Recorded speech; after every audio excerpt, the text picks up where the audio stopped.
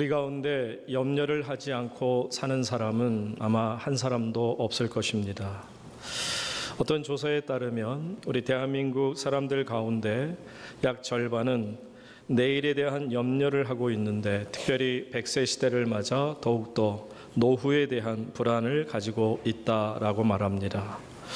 그러나 이와 같은 자료는 피상적인 것에 불과하다 생각합니다. 왜냐하면 이 나라 백성 절반만이 삶을 염려하는 것이 아니라 그들의 노후에 대해서도 염려함을 우리가 보면 10사람이면 10사람 모두가 다 노후에 대한 염려가 있을 수밖에 없습니다. 재산이 조금 있다고 해서 노후가 편안한가요? 우리의 자녀가, 또한 우리의 건강이, 우리의 가정이 어떤 위기에 봉착함에 어찌 우리가 노후가 편하다 말할 수 있겠느냐 하는 것입니다. 그러면 우리가 이 삶을 살아가는 가운데 보게 되면 우리가 도대체 염려하고 걱정하고 근심하는 것이 무엇일까? 물론 사람에 따라서 그 내용이 조금씩 다른 것 같지만 뿌리는 하나라고 생각합니다. 그 뿌리에 대해, 염려의 뿌리에 대해서 예수님은 오늘 본문을 통해서 우리에게 이와 같이 가르쳐 주십니다. 오늘 본문 25절 말씀, 예수님이 우리에게 염려의 뿌리가 바로 이것임을 가르쳐 주시죠. 다 같이 25절 말씀 읽습니다. 시작. 그러므로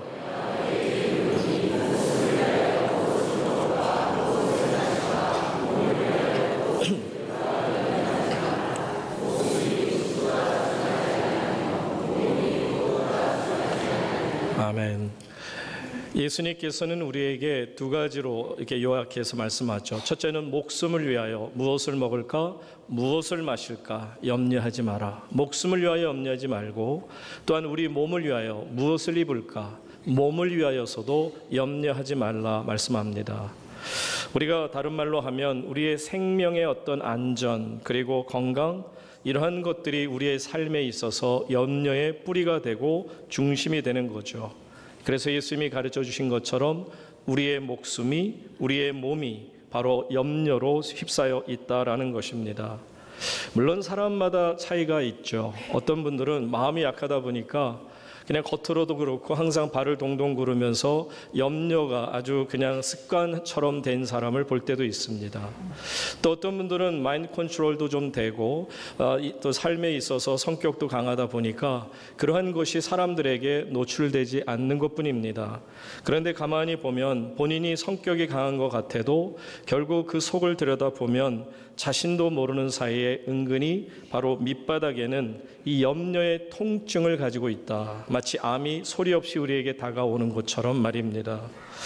지금도 우리가 살고 있는 이 현실 세계에서 보면 그래서 염려를 피할 길이 없고 염려가 우리의 목을 꼭 잡고는 폭군처럼 우리를 함부로 하는 것을 볼 수가 있습니다.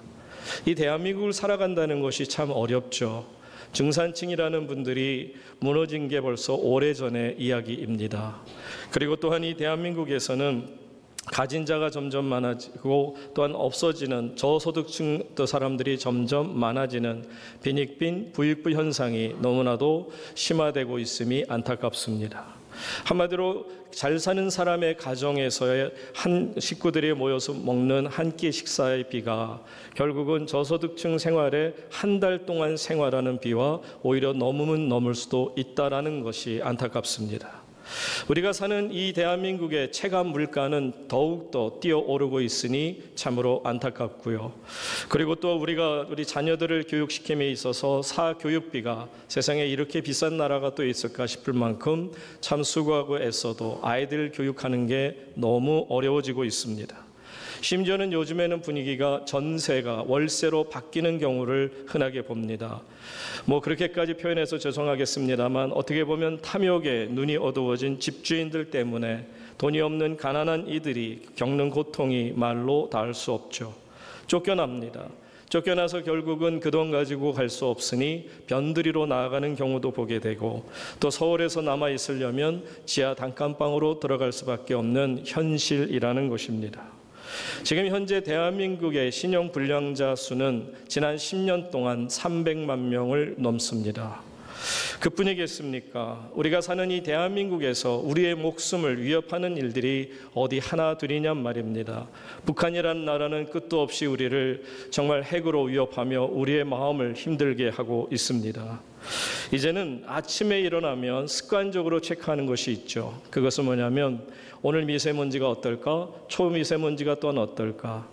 여러분, 공기조차 제대로 마시지 못하는 이 세상을 우리가 지금 살아가고 있습니다. 이런 환경 속에서 우리가 살아가니 어찌 우리가 목숨과 우리의 안전을 걱정하지 않을 수 있겠냔 말입니다. 우리의 몸이 얼마나 많은 위험에 노출되어 있느냐 하는 것입니다. 나 하나뿐만이 아니고 우리의 가족 전체가 어려운 상황에 노출되어서 매일매일 마치 외줄 타기를 하는 것 같은 그런 안타까운 하루하루를 살고 있음이 우리의 삶의 현실입니다.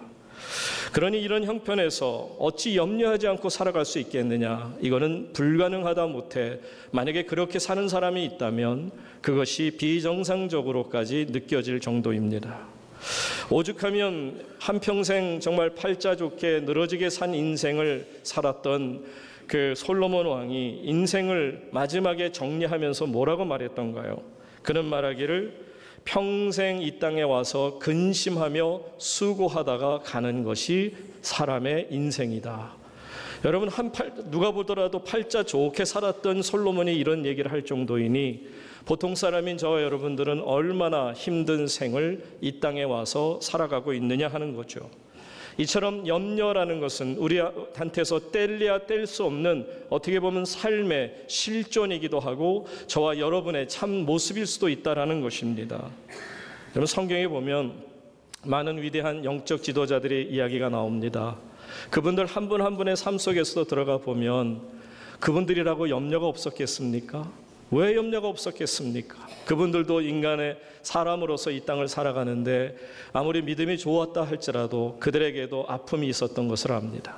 예를 들면 사도 바울이 그렇게까지 말을 하죠. 아무것도 염려하지 마라. 기도와 간구로 너희 구할 것을 하나님께 감사함으로 아뢰라. 와, 정말 놀라운 고백 아닙니까? 아무것도 염려하지 말고 대신 기도하면 된다라고 말씀하시는 그분이니까 그러면 사도 바울도 이 땅에 사는 동안에 근심이 없었어야죠. 그런데 그렇지 않습니다. 사도 바울 선생도 분명히 이 땅을 살아가면서 아픔도 있었고 많은 근심이 있었던 것을 보죠. 여러분, 그 사도 바울에게는 많은 아끼는 제자들 또 믿음의 아들들이 있었는데 그 중에 하나가 에바브로디도입니다. 이 사도 바울이 로마 감옥에 갇혀 있을 때 에바브로디도가 먼 곳에서부터 자기의 스승인 아버지 같은 이 믿음의 선배에게 찾아옵니다. 그런데 이 일로 인해서 그만 여행 끝에 병을 얻고요. 그러다 보니까는 이제 죽음에 이르게 되는 병에 걸리게 됩니다. 자, 이것을 볼 때 사도 바울의 입장에서 얼마나 안타깝고 미안하고 또 책임감까지 느꼈겠습니까? 아, 저 친구가 나를 위해서 이 먼 곳까지 오다가 병에 걸렸구나 하니 정말 에바브로디도에게 너무나도 미안한 마음이 많았을 겁니다. 자, 그런데 하나님 앞에 그런 미안한 마음을 가졌던 바울이 하나님께 부르짖고 기도하는 가운데 놀랍게도 하나님께서 은혜를 베푸셔서 그 에바브로디도가 건강을 되찾게 되죠. 죽음에서 생명으로 옮겨지게 되는 것을 볼 때 바울이 그렇게 고백합니다. 바로 이 고백이 우리에게 오늘 주고자 하는 뜻일 수 있는데 빌립보서 2장 7절에 보시면 바울이 다음과 같이 고백합니다. 다 같이 읽습니다. 시작.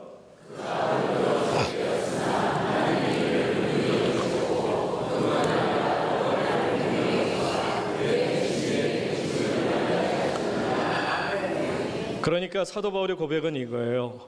하나님 앞에서 어찌 감사하지 않겠는가?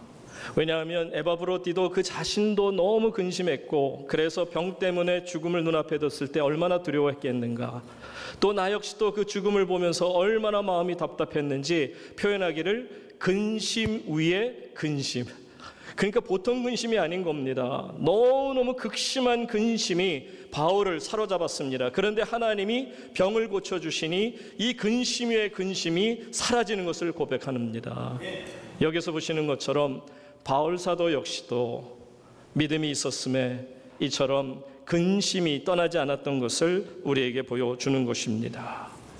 여러분, 근심이라는 게 얼마나 무서운지요. 잠언 17장 22절 하반절에 보시면 마음의 근심은 어떻게 한다고요? 뼈를 마르게 한다. 뼈가 썩을 정도로 근심이라는 게 우리를 사로잡고 있는데, 여러분 누가복음 21장 34절에서 보시면 예수님이 이렇게 말씀해 주십니다. 여러분, 이때 말세가 이제 임하게 되면 사람들로 하여금 하나님 나라 가지 못하도록 방해물, 배리어들이 많아요. 이런 어떤 장애물들이 많은데 그 중에 세 개를 예수님이 꼽으십니다. 첫째는 뭐냐면 방탕함, 함부로 자기의 뜻대로 사는 겁니다. 자기 임의대로 사는 것이죠. 이것이 우리로 하여금 하나님 나라 가지 못하게 하는 방탕이라는 죄이고요. 두 번째 죄가 뭐냐, 악이 무엇이냐면 술 취함입니다. 내 자신을 내가 컨트롤 못하는 그 상태까지 술을 취하게 되면 이것이 하나님 앞에 악이라고 예수님 말씀하시는 거고요.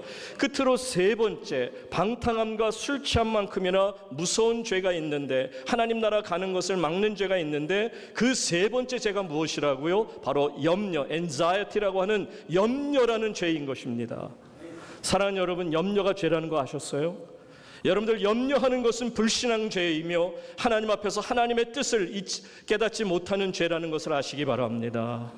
이처럼 예수님께서는 우리가 염려하는 것을 죄라고까지 말씀해 주시지 않냐 하는 것입니다. 그러면서 예수님 말씀하세요. 그러니까 이 죄에 불과한 염려 따위에 너희들이 항상 힘들게 사지 말고 염려하지 말아라. 왜냐하면 너희가 염려한다고 해서 너희에게 좋은 일이 있다면 얼마든지 염려해야겠지만, 그러면서 27절에 오늘 본문에서 이렇게 말씀합니다. 다 같이 읽습니다. 시작. 너희 중에 누가 염려함으로, 한마디로 염려해보니 아무 소용이 없다는 겁니다. 말 그대로 백해, 모든 100가지가 다 해가 돼요. 이익된 것은 하나도 없다라는 겁니다. 염려라는 것은 뭐냐면, 우리가 아무리 염려해봐야 우리의 키를 한자는 30cm입니다. 30cm의 키를 성장한 장성한 성인이 염려한다고 해서 내가 키가 왜 이렇게 작지? 나 좀 키가 커졌으면 좋겠네 한다고 염려해서 키가 30cm가 자랄 수 없는 것처럼, 우리의 인생이 만약에 하루 1년이라도 좀 더 염려해서 늘릴 수 있다면, 연장시킬 수 있다면, 아마 저도 그렇고 여러분도 그렇고 이 자리에 계신 여러분들 모두를 보게 되면 1000년도 넘게 살 겁니다. 왜냐고요? 염려가 많잖아요. 염려하면서 1년씩 늘릴 수 있다면 말이죠. 그런데 염려를 해보니 아무 소용이 없다라는 것입니다. 그러면서 어떤 분이 이 염려에 대한 현대식 표현을 이렇게 재미있게 합니다. 아마 자동차를 운전하시는 분들은 잘 아시겠는데, 트랜스미션이죠. 기아가 있습니다. 이 트랜스미션이 보면 요즘엔 다 오토매틱이니까 거기에 보면 P라고 써 있습니다. P는 P for parking.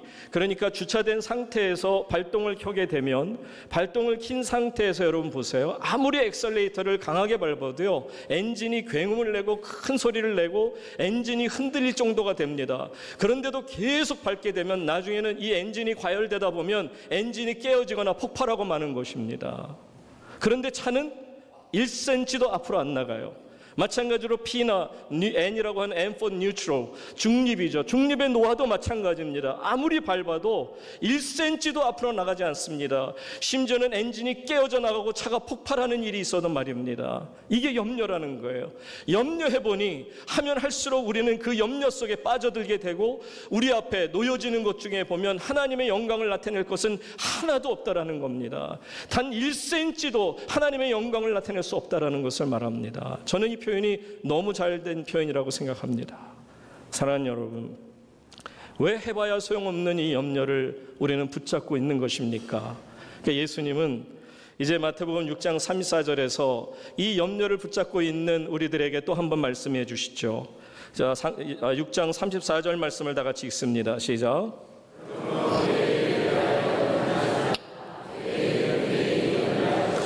한날의 괴로움은 그날로 족하니라. 지금 예수님께서 뭐라고 가르쳐 주시냐면, 내일이 마치 인격적으로 말합니다. 내일은 내일이 염려하게 둬라. 왜 내일 것까지 네가 오늘 땡겨서 미리 염려하느냐 이 말입니다. 그 말을 다시 뒤집으면, 내일이라는 tomorrow라고 하는 시간은 내 것이 아닌 거예요. tomorrow, 내일은 내 시간이 아닙니다. 오늘이 바로 내 시간이죠. 내게 주어져 있는 시간입니다. 그러니 오늘은 오늘의 것을 생각하면 됩니다. 내일은 하나님께서 허락하실 줄로 믿습니다. 그러니 내일에 대한 소망이 있을 뿐 오히려 내일에 대한 염려는 없는 것이 주의 백성들이어야 된다는 거죠. 그래서 이 말씀을 가지고 헨리 노웬이라는 분이 이렇게 설명을 합니다. 염려한다는 게 뭐냐? 아직 내 앞에 오지도 아니한 시간과 장소를 무언가로 가득 채우려고 하는 것이다. 말을 바꾸면 마음이 혹시로 가득 찬 것이다. 혹시 암에 걸리지 않을까? 혹시 자동차 사고가 나지 않을까? 혹시 실직하지 않을까? 혹시 시집 못 가면 어쩌나? 혹시 학교 간 애가 돌아오지 않으면 어쩌나? 하는 혹시로 내일의 시간을 가득 채운다는 거죠. 아직 오지도 않은 시간, 아직 오지도 않은 장소에 이런 혹시라는 염려로 가득 채우는 것, 이것이 염려라고 말하는 것입니다. 사랑하는 여러분, 혹시가 내 마음에 염려로 자꾸 가득 차서 이것을 부글부글 끓게 만들면 사람의 마음은 불안해지기 시작합니다. 혹시 두려워지기 시작합니다. 혹시 의심이 많아지기 시작합니다. 혹시 탐욕이 생깁니다. 혹시 조급해지고 혹시 나중에는 우울에 빠지고 말건 것입니다.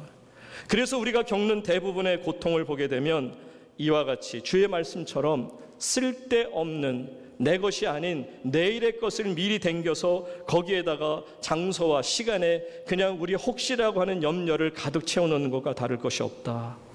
자, 그렇다면 사랑하는 성도님 여러분, 여러분은 어떠십니까? 여러분들은 지금 말씀을 들으면서 그래, 내가 염려하지 말아야지, 염려하지 말라는 오늘 설교 제목인데 내일 일을 위하여 염려하지 말라 했으니 그래, 염려가 죄악이구나, 하지 말아야지. 그런데 그런다고 해서 되던가요? 염려하지 말아야지 한다고 해서 염려가 내게서 쉽게 오케이 미안해 그러고 떠나던가요? 여러분, 우리가 사는 생을 보게 되면 염려라는 게 내 속에 들어와서 얼마나 자기 집처럼 그냥 마음에 들어왔다 나갔다 지 하고 싶은 대로 합니다. 그러면서 내 마음을 얼마나 흔들고 어렵게 이끌어가는지 결국 이 염려에 한번 독소에 쏘이기 시작하면 사람들은 정신을 차리지 못합니다.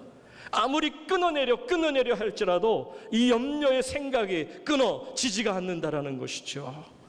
그러다 보니 너무나도 괴로운 삶을 삽니다.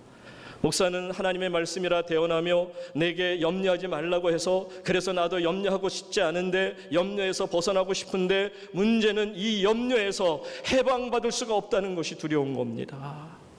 계속해서 염려가 있어요. 오늘 이 시간에도 염려를 가지고 이 자리에 앉아 계신 분도 많을 것입니다. 어떤 종류의 염려인지는 모르겠지만 예수님이 말씀하신 그런 모든 종류의 한 뿌리가 되는 염려를 가지고 이 자리에 나오신 걸로 압니다. 문제는 내가 이 말씀을 들으면서도 내 속에 있는 이 염려를 없앨 수가 없다는 거예요. 아무리 능력을 다해도 안 된다는 거예요. 그래서 예수님께서 오늘 우리에게 세 가지로 이 염려라는 것을 묶을 수 있는 어마어마한 믿음의 줄을 가르쳐 주십니다. 그러니까 여러분들이 오늘 세 가지로 묶는 이 삼겹줄이라고 하는 것은 성경적으로 표현하면 아무것도 끊을 수 없는 줄을 말합니다. 자, 첫 번째 줄입니다. 이 믿음의 줄이 어떤 줄이 있어서 이 염려를 꽁꽁 묶고 붙들어 놓을 수 있을까? 첫째는 바로 하물며 너희일까 보냐 하는 믿음이죠. 조금 이상하지만 이건 성경 말씀 그대로를 갖고 온 겁니다. 여러분 26절 말씀을 먼저 보세요. 보시면 공중의 새를 보라, 심지도 않고 거두지도 않고 창고에 모아들이지도 아니하되 너희 하늘 아버지께서 기르시나니 너희는 이것들보다 귀하지 아니하냐. 그러니까 한마디로 모든 새들보다 너희는 더욱 귀한 자들이다 라고 주님이 말씀하시고요. 이어서 30절 말씀 다 같이 읽겠습니다. 30절 시작.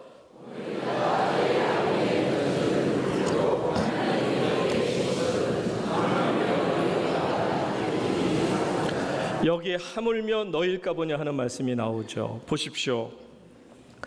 새들도 하나님이 먹이시고 저 아궁이에서 이제 타버리고 말 저 들풀도 하나님이 입히시거늘 하물며 너희일까 보냐.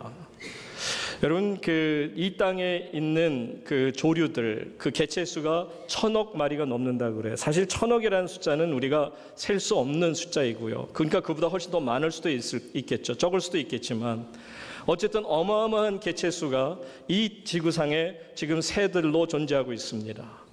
그런데 지난번에도 보셨지만은 제비를 연구하는 한국 이 조류 연구가가 그런 말을 했습니다. 뭐냐면 이 봄에 되면은 제비가 와서 이제 둥우리를 치고 그리고서는 새끼를 낳습니다. 거기에 알을 까서 새끼를 낳는데 이제 그 새끼들에게 먹이는 숫자를 보게 되면 참 놀랍다는 거예요.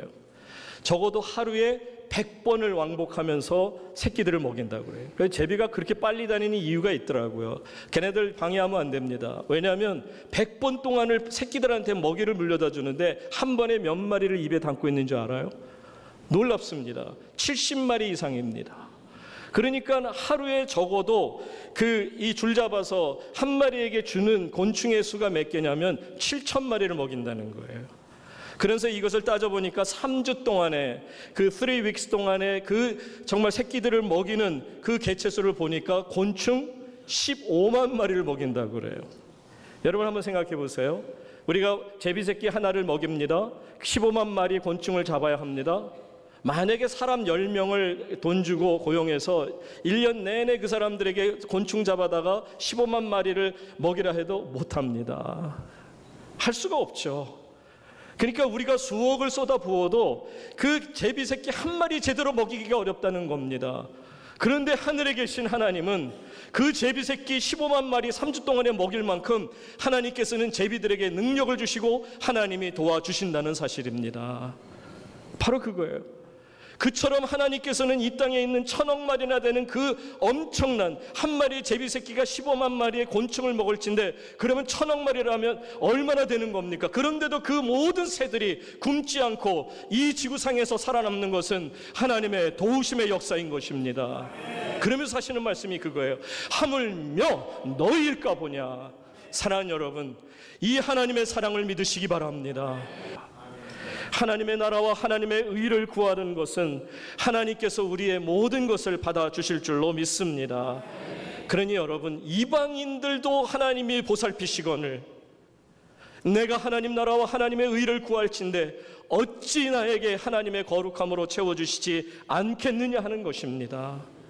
사랑하는 성도님 여러분, 이제 말씀을 정리하면 말씀드린 것처럼 여러분들이 이 성전에 들어오실 때 많은 염려가 있었을 겁니다.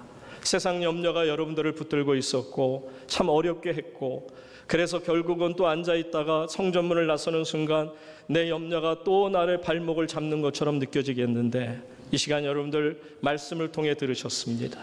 3가지 믿음의 줄이 얼마나 강한지 이 우리의 염려를 꽁꽁 묶으라고 말씀하고 있습니다. 이 믿음의 줄로 꽁꽁 묶다 보면 놀랍게도 우리가 초대교회 성도들처럼 되는 건데 초대교회 성도들이 가졌던 이름 크리스티아누스, 예수쟁이들, 그러니까 크리스찬이라는 이름이 있었고요. 그 다음에 성도, 하나님의 거룩한 무리라는 이름의 뜻을 가진 성도가 있어요. 보통 우리는 이 크리스찬과 성도라는 것은 알지만 마지막 가장 또 중요한 것 중에 하나라고 볼 수 있는 티테디오스라는 별명, 이름이 크리스찬 앞에 있었음을 압니다. 티테디오스 베드로, 티테디오스 요한, 티테디오스 도마, 이렇게 그들의 이름 앞에 티테디오스라는 단어가 이름이 있었음을 우리는 기억해야 합니다. 이 티테디오스가 무슨 뜻이냐면 염려에서 해방받은 자들이라는 뜻이에요. 이 3가지의 삼겹줄이 믿음의 줄로서 묶임으로 이 염려를 묶어놓고 이 자리에 여러분들이 가져다 놓은 겁니다. 수고하고 무거운 짐지자들아 다 내게로 하셨잖아요. 그러니 여러분들 지금 믿음의 줄로 여러분들이 갖고 온 모든 염려를 이 제단 앞에 내려놓은 줄로 보시기 바랍니다. 그렇다면 이제 놀라운 역사가 나타납니다. 성령의 불길이 떨어져서 이 모든 염려를 태워주실 것입니다. 여러분을 사로잡고 있었던 걱정과 근심과 걱정을 여러분들이 믿음의 줄로 묶을진데 이 모든 것을 그리스도의 보혈로 깨끗이 씻어 주실 줄로 믿습니다. 이 티테디오스라고 하는 고백이 저와 여러분이 되어 이제는 예배를 마치고 성전문을 나설 때에는 염려에서 해방된 오직 주 안에서 기뻐 춤추는 거룩한 백성 티테디오스가 되시기를 주의 이름으로 축원합니다.